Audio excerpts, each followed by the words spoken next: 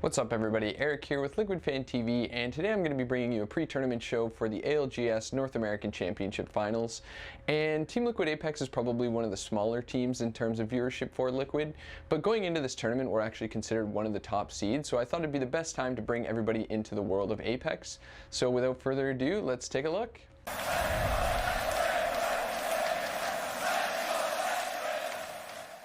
So, going into this season, Liquid Apex actually consists of two Liquid players, Flanker and Nocturnal, and a TSM player, Albralelie.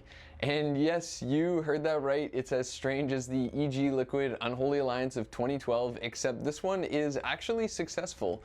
And while this might seem weird to most Liquid fans, it's pretty normal in games like Apex or Fortnite where players are signed as streamers or creators on one org, and then compete on teams of mixed representation. So with that out of the way, looking at the players individually, starting with Nocturnal, who has been playing mostly Gibraltar, a legend that has a lot of importance hanging on his abilities. Nocturnal's usage of his tactical bubble shield and his ultimate at such a high level of play can at times be the difference maker between winning or losing an engagement or preventing a team from third-partying you.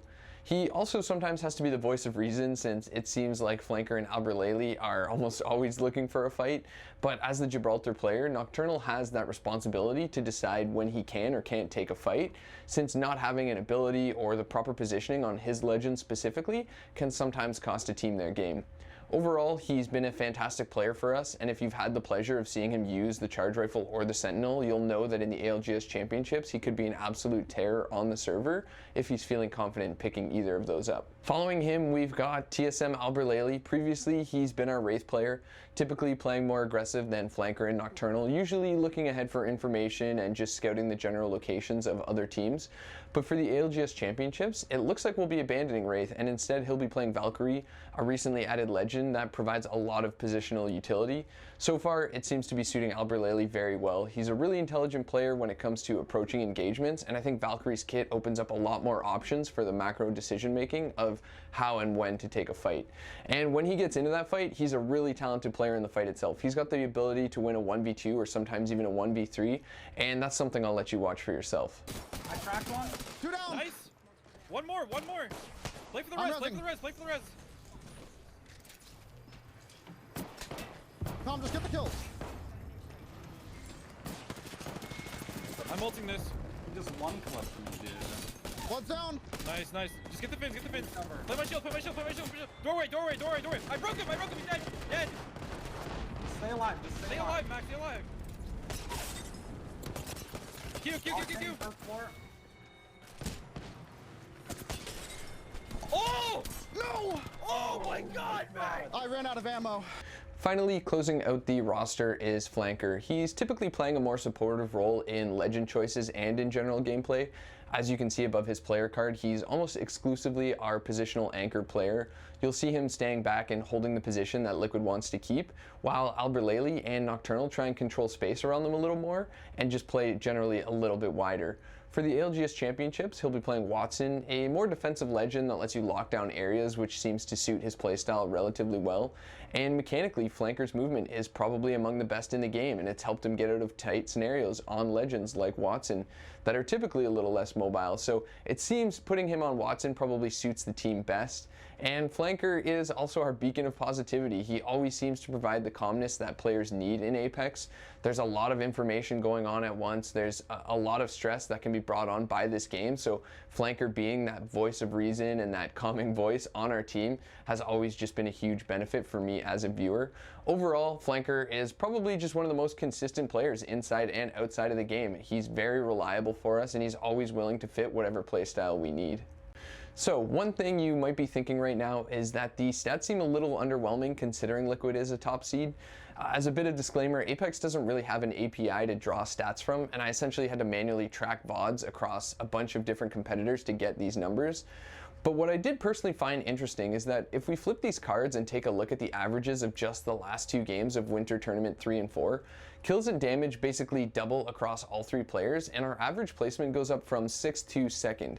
So with that in mind, it does seem like we've lacked some consistency throughout the span of playoffs, with the majority of our points coming from later in the tournament. The main concern there is that's usually mentally pretty exhausting for a team, and obviously you don't really want to leave it till the end to start performing your best. And that's where I think the potential changes to our lineup are meant to find a solution to some of those problems. With Valkyrie, we'll still have the ability to scan and see the next ring location, with the added bonus of additional rotation options and a positional advantage with the help of Watson's area control.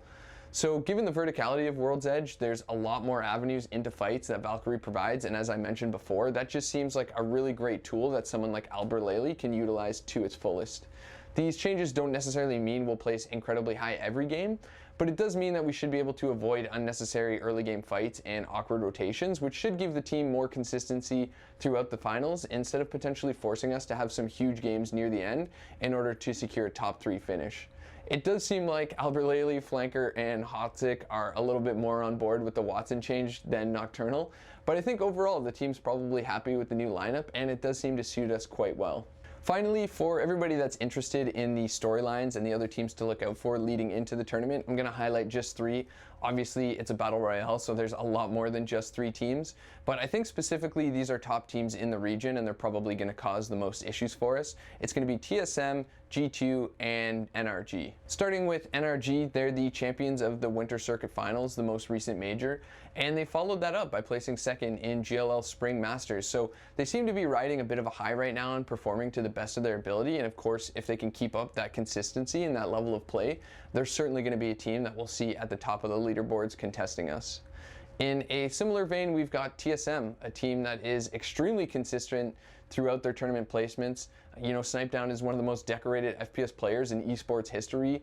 Reps is probably one of the best, if not the best, support player in North America, and Hal, when he's not yelling, is possibly one of the best captains in North America. And while there's no bad blood between Albralelie and the TSM players following the roster change, I think it's fair to say that both parties want to win against each other, even just a little bit more than the other teams. Lastly, we've got G2, previously Solafide, previously Aim Assist, the team that we somehow seem to run into the most.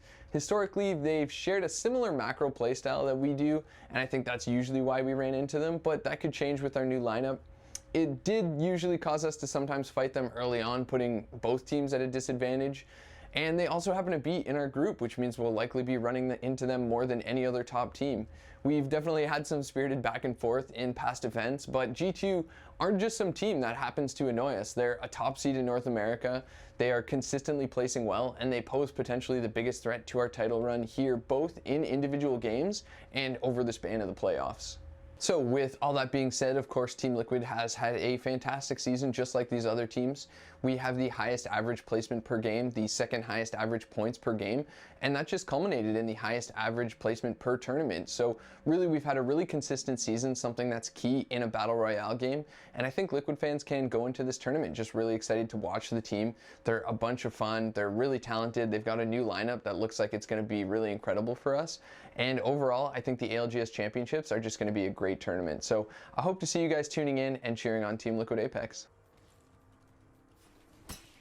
99 on Jibba. I'm gonna die if you do that, dude. That's literally death. Another one sliding off on me.